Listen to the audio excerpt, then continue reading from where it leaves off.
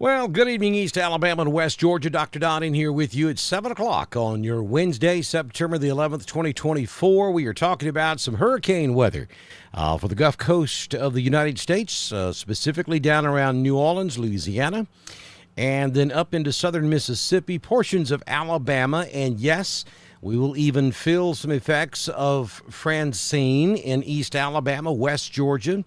And at the moment, looks like the entire state of Georgia will get in on some rain, some much-needed rain across the southeastern United States. So this is going to be a welcome sight for most locations, I think, maybe with the exception of within 50 to 75, maybe 100 miles of the center of circulation to the east. It is going to be rather breezy, and there could be some power lines and tree issues with some of the gustier winds as the storm continues to make landfall this evening and moves on into eastern Louisiana and eventually up into southern Mississippi. Now, the very latest from the National Hurricane Center, they're telling us that landfall has been achieved. It is currently located just to the east of Morgan City, Louisiana, right between Morgan City and Houma, just to the southeast of Thibodaux, Louisiana. That's down in the marshland, and it's going to continue moving on off to the north, and will cross over I-10 probably within the next hour and a half. Should move just a little bit to the west of downtown New Orleans and move right over Lake Pontchartrain as it continues moving up to the north, and will likely take a path right along I-55 right through the middle of Mississippi, and then continue until probably Saturday or maybe Sunday before stalling out somewhere in the general vicinity of where Tennessee, Arkansas, Missouri, Illinois, and Kentucky all come together. And then we think it'll sit there for a day or so and then completely dissipate and probably get absorbed by a cold front that will move through the area eventually and clear all this stuff out. But between now and then, a lot of folks are joining us to find out what this weather means for your front yard, your location, your neighborhood, your town across the southeastern United States. And so the closer you are to where the center of this circulation is and is going to be, obviously your weather is going to be more significant. You're going to have more effects from this storm. So if you're in eastern Louisiana, if you're in Mississippi, pretty much anywhere in Mississippi along and east of I-55, if you're in West Alabama or in the state of Alabama from about I-65 back to the west, then you're going to feel the greatest effects from this storm. What does that mean? Well, this is not a particularly big storm. I mean, I think probably the greatest danger from this storm is going to, once all is said and done, is going to be the storm surge that we have already seen along the Louisiana coast. Certainly some wind. I think the winds, let me get back over to the latest statement from the National Hurricane Center. At 7 p.m., the sustained winds were at 85 miles per hour. Now, that's within 40 miles of the center of the storm. So the strong winds, the hurricane force winds, are only stretching outward of about 40 miles from the center of circulation. So at the moment, it's still in that area there where it's mostly marshland, but as it gets up there closer to Houma and western New Orleans, then we might see some more trees come down. Power lines, of course, come down when trees come down, and we'll see some effects certainly in that area. The tropical storm-force winds extend outward to about 140 miles. So that will certainly be felt, I think, right there along the Mississippi-Alabama state line. And as the storm moves to the north, that wind will continue up the Alabama-Mississippi state line. But understand this storm is going to de-intensify very quickly because now that it's making landfall, it's encountering shear. Shear is wind in the upper levels of the atmosphere that's blowing the tops of the clouds off. So the storm cannot continue to grow because the wind shear is affecting the organization of the storm. And the further it gets away from the Gulf, the further away from its fuel it is getting. So it starts losing what fuels the storm, which is the warm Gulf waters of the Gulf of Mexico. So this storm will de-intensify very rapidly, and I think probably no later than tomorrow afternoon, maybe even sooner than that. This is going to go subtropical, which means it'll just be a pretty good sized low pressure system moving up through central Mississippi and up to a point near Memphis, or maybe a little bit north of Memphis, before it completely puts on the brakes and stalls out and sits there for a day or two. Now, as I said over on Discord a few moments ago, we've already done a live over there. And by the way, we're live on Discord, YouTube, and Facebook all at the same time. Pretty cool stuff right here.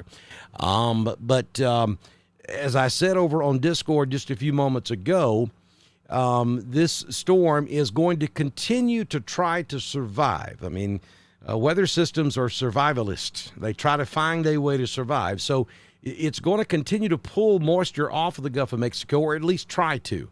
And so where those feeder bands set up, because this storm's pretty much moving due north, so wherever those feeder bands set up on the eastern side and the northeastern side of the storm, as the storm moves to the north, it's going to continue to pull moisture off the Gulf of Mexico, or try to.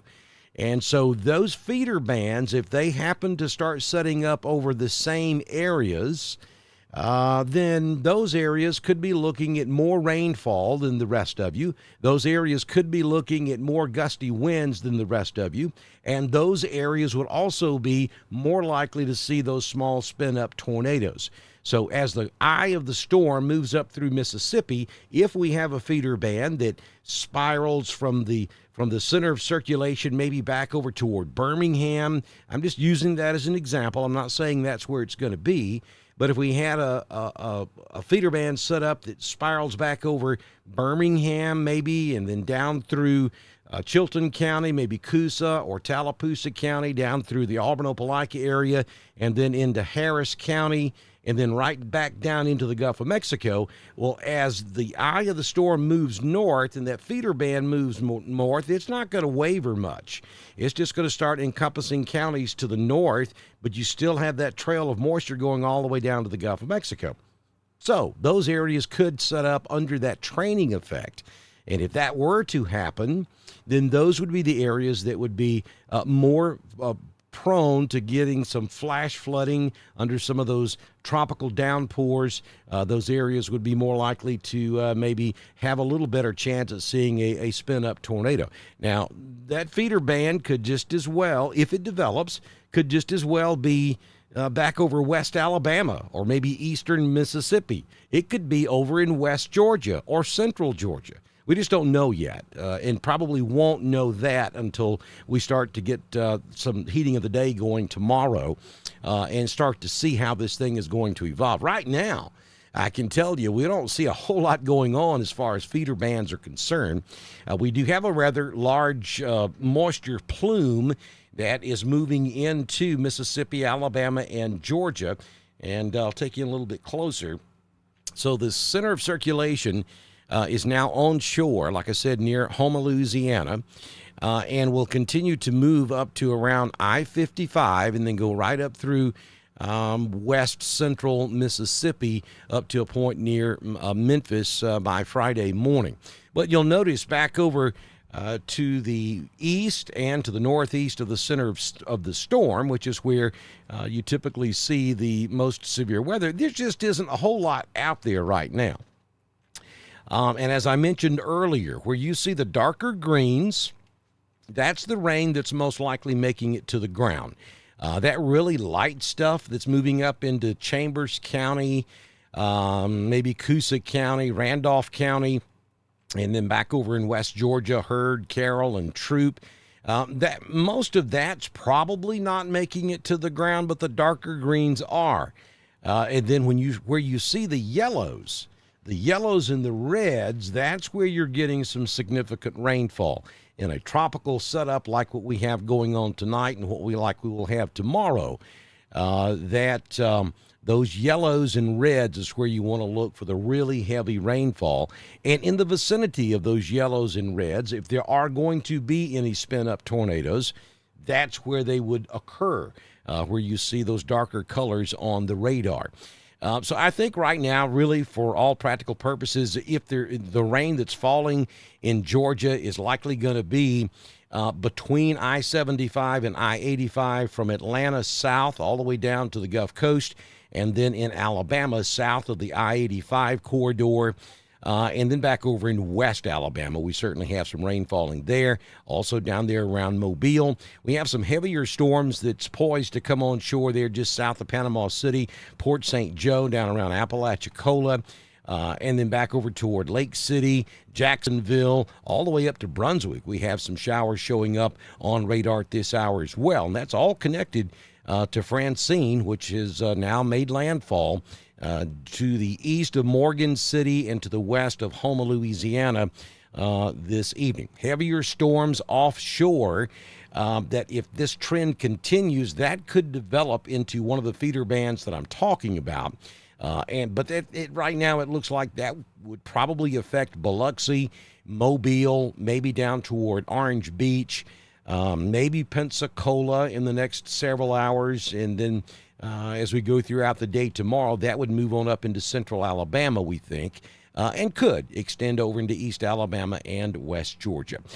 So not trying to downplay this system at all, because it can cause problems. When trees fall, problems develop. It brings down power lines, which kills, the power to your house. Those trees can fall on houses, which can cause a tremendous amount of damage. And certainly with 50, 60 mile per hour wind gust in Mississippi and West Alabama, that could happen across East Alabama, West Georgia. We're probably looking more like a 25 to 35 mile per hour sustained wind or gust from time to time. As a matter of fact, let me just go over here and show you a graphic that's been issued by the National Weather Service. This is kind of showing the highest expected winds across Alabama. And you can see there at Alexander City, 35, and that would be a gust. 37 up at Anniston, 38, that's 33, I think, down in Auburn. 37 in Montgomery. Selma could hit 38. We're looking at about 40 mile per hour wind gust possible over in Demopolis. Tuscaloosa at about 38, and then up in northwest Alabama, Hamilton at 39, and Fayette up there around 38 miles per hour. Those are the expected highest wind gust throughout the duration of all of this, and that likely would be late morning tomorrow through tomorrow afternoon for those locations. So that is the way we're looking there. Severe for tomorrow, you do see that the good chunk of central Alabama stretching over into East Alabama is in a slight risk category of seeing severe weather, and that's going to most likely be brief tornadoes. Quick, small, weak, spin-up tornadoes are possible. Understand, in this type of event, they may be very short-fused warnings on these storms, too, if we were to get anything to develop. In other words, the Weather Service, these spin-up tornadoes happen so quickly, and they're gone so quickly, it's kind of hard to get, a long duration warning out there. We're used to having 10, 15-minute warnings before tornadoes affect an area. But in this type of event, with this type of tropical setup, you may get like a 5-minute warning, if that. Sometimes you don't get one at all. So if you have darkening skies and the wind is blowing and thunder and lightning, be safe, be inside, and be in or close to your safe place, just in case you get one of those quick spin-ups, and especially if they start popping up across the state tomorrow, then you need to really heighten your situational awareness. Of course, we'll keep you updated here on Dr. Don's Weather. I really don't think that's going to be a big deal. I'm not looking for a tornado outbreak by any means, but it's not a non-zero event. There is that chance we could have a few spin-up tornadoes. Then the rest of East Alabama, which would be Cleburne, Calhoun, most of Randolph, eastern Chambers, eastern Lee, and then all of our West Georgia counties from Carrollton Carroll County down to Heard County, Troup, and Harris, Meriwether, and Coweta, we're just looking at a 1 out of 5. That's a marginal risk for the possibility of severe weather throughout the day tomorrow in relation to hurricane and probably soon to be tropical storm Francine.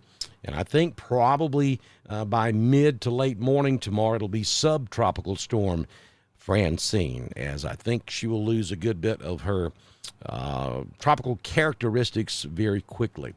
So let's see what else we have to show you. I want to show you the alerts, the national alerts. You see the blue counties there. Those are wind advisories, which covers most of Alabama, with the exception of the extreme eastern counties. So about half of our coverage area in Alabama under a wind advisory for wind gusts 25 to 35 miles per hour. That also gets northwest Georgia as well, up there in the Dalton and Rome area. And then we have the green areas, which are tropical storm advisories, and the red, of course, being hurricane warnings that have been posted down there in Mississippi, and tropical storm warnings as well for the Alabama side. And so that's kind of give you a quick storm surge warnings going on down there also off of the Louisiana coast. So again, there's a look at the radar. Not a tremendous amount of activity going on out there this evening. Again, as we go through the next 24 hours, and I think the height of this will be tomorrow. I think the height of this will be from about mid-morning tomorrow morning through about midnight tomorrow night for Alabama and Georgia. That's where the best chance of rain will be. Then as we get into after midnight tomorrow night into Friday, we're still going to have tropical showers around, squall lines around, feeder bands, but they're going to become more and more scattered, and they won't be nearly as consistent as we get into Friday.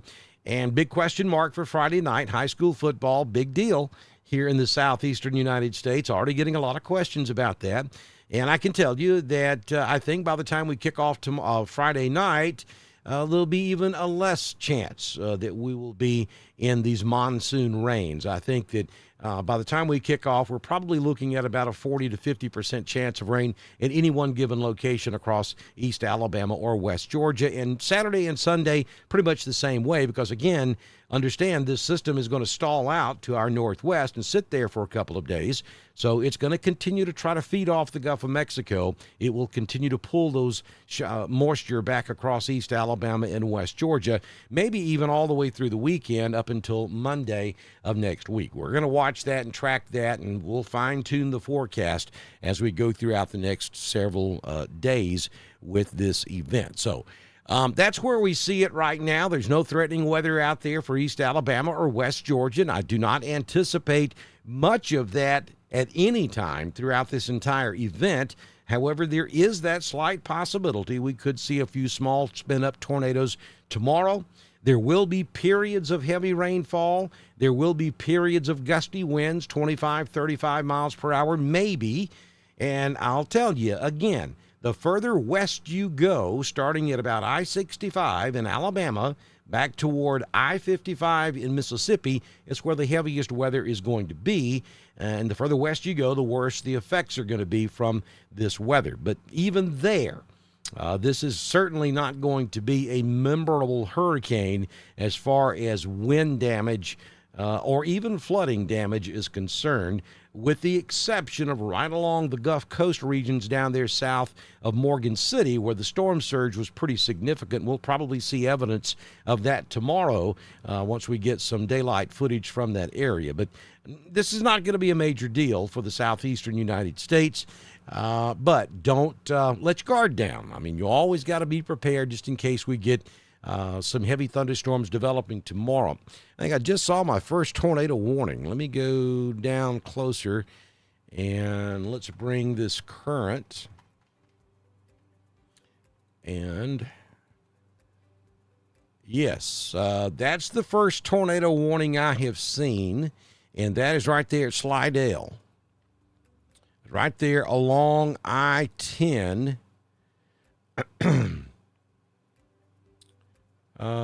which is going to be just to the northeast of Lake Pontchartrain, up there on the shore, the northeastern shore of Lake Pontchartrain. We do have a thunderstorm that is possibly producing a tornado.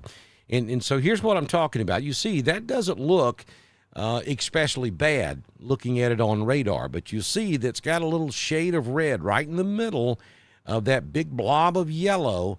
And so that is a strong thunderstorm. Things look a little bit different on tropical systems with radar than they do with spring or fall type severe weather across the southeast. Anytime you see the yellows or reds, that's very heavy rainfall and could be severe in this tropical setup. So if you got friends down there around Slidell, maybe to the west of Pearlington, call them and let them know. Make sure they understand that they've got a tornado warning down there. Now, honestly, that's the first one I've seen issued with this storm so far.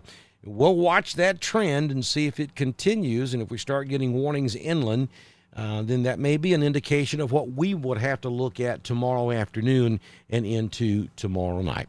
So, thank you all for joining me this evening. I appreciate it. We, again, let me say this before I get out of here, and I probably shouldn't because I'm probably going to get myself in trouble. I'm bad about doing that. I shared a post. Actually, I attempted to do it 3 different times this afternoon. Well, once yesterday and twice this afternoon on Facebook for you guys to go join our new Discord community. And I've had a lot of you ask me what Discord is. You can Google it. It'll give you a quick explanation as to what Discord is. But briefly, I'll tell you, it's a social media platform so that we can connect. Not only can we text back and forth, we can do voice, we can do video. It's pretty cool at all the different things we can do. And we've already had well over 200 people join us over on Discord, and a lot of folks are watching us on Discord this evening. We've also got a channel or a community over on Discord, and you're able to go over there and see the National Weather Service warnings and all the information coming from the Weather Service. There's a community channel set up on our Discord server just for that. You cannot post anything in there, but you can see the warnings and watches as they're issued by the National Weather Service. We also have a chat room where you can chat 24 hours a day, 7 days a week. It's open all the time, and the best way to get in touch with me is going to be on Discord. Just send me a DM, and you're going to get me pretty quick. So I was posting this afternoon the link in Facebook, and so Facebook took my post down and said that I was being shady, that I was trying to redirect you guys to different places out there, and they consider that spam. So they kept taking down my post. And of course, I have challenged that, and I have asked for a review because all I'm trying to do is give you guys the tools you need to be safe when severe weather breaks out across East Alabama and West Georgia. I think I'm trying to do a good thing. And in Facebook, because of their rules, apparently you're not going to allow me to share the link with you. So I thought, well, here's what I'll do. I'll put up a post, and then I'll direct you to send me a message on Messenger. I'll send you the link directly, or I can reply to your comments on the post and give you the link. And that was working beautiful for about 2 hours until some knucklehead went out there and spoofed Dr. Don's weather page on Facebook. It made it's not hacking. It's called spoofing, or where they go out there and copy your Facebook, but they give the URL a 1-digit different.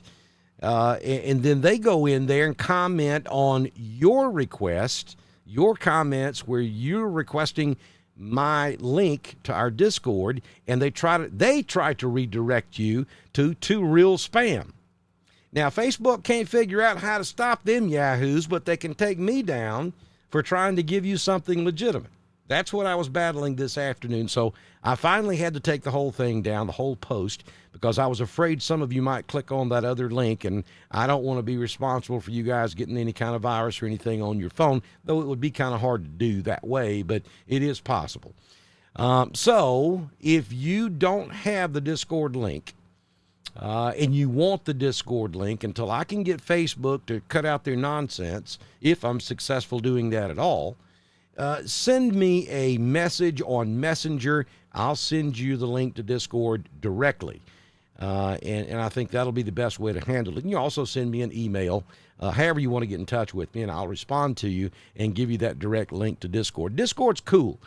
You can, like I said, Google it. It'll tell you all about it. It was originally designed for gamers, but it's turned into so much more than that now. A lot of folks use Discord because of its flexibility and communication.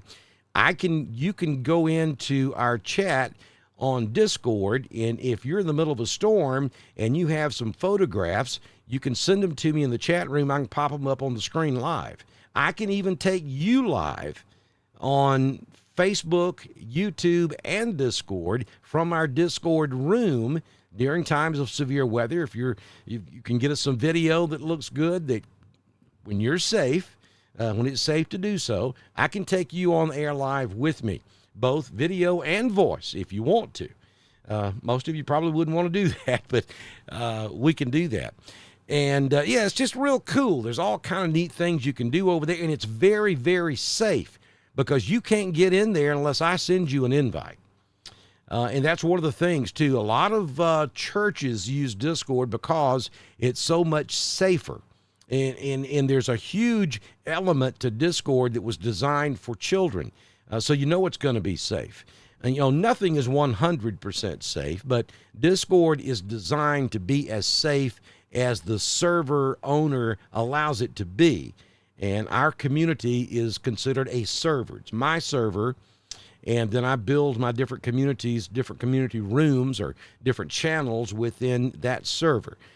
So that's kind of a quick brief on how that works and why I'm sending that out there. Because, folks, I'm just going to tell you, I don't know how much longer we're going to be over there on that Facebook thing. I mean, it's absolutely ridiculous.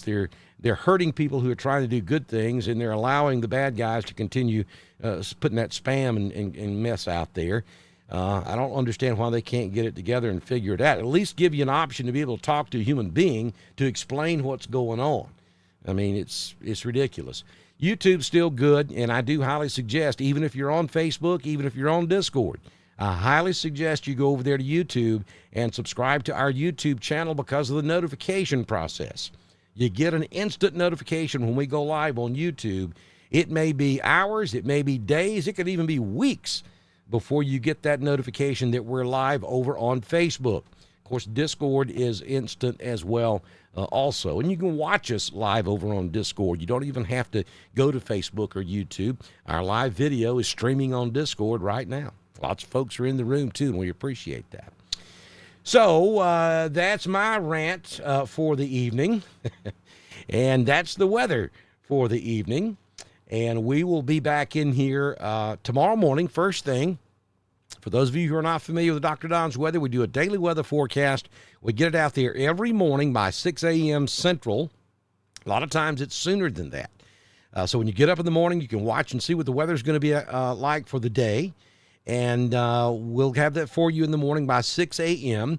And then if we need to go live tomorrow afternoon to cover severe weather across East Alabama and West Georgia, we will be here and we will have that for you. Again, don't forget, if you want the Discord link to join our Discord channel, send me a message on Messenger, either on the Dr. Don side or on my personal Facebook, either one. I'll answer it, and I'll get that link to you. And hopefully, maybe by sometime tomorrow or Friday, Facebook will release my post, and I can share that link to you, which would be the simplest thing. All you got to do is click on it. Let's don't make it simple and easy. Let's make it hard for the good guys and easy for the bad guys, because that's what they're doing. All right, so I'm going to quit now before I get in trouble. Hope you all have a fantastic evening. Good Lord willing, and the creek don't rise. I'll see you back in your first thing tomorrow morning with your Thursday morning edition of your primetime forecast on Dr. Don's Weather. Thank you all for joining me. We'll see you tomorrow.